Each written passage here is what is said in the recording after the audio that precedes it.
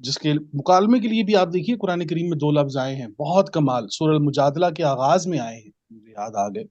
मैं चलते हुए ये भी बता देता हूँ कि सूरह मुजादला में एक हिवार, मुकालमे को कहते हैं हिवार, और एक कहते हैं मुजादला।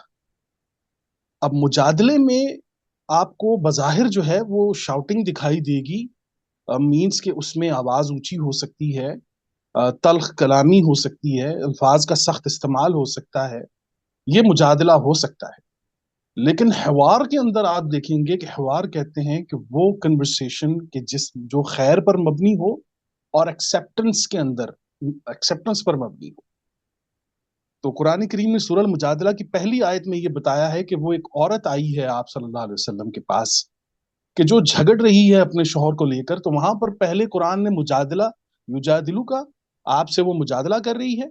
और साथ ही रसूलुल्लाह सल्लल्लाहु अलैहि वसल्लम की प्रेजेंस के बाद, आप सल्लल्लाहु अलैहि वसल्लम के मुकालमे के बाद, वो जो कन्वर्सेशन है अब वो हिवार के अंदर कन्वर्ट हो, युहाविरुकुमा। तो अल्लाह आपकी वो एक्सेप्टेंस वाली जो कन्वर्सेशन थी वो सुन रहा था।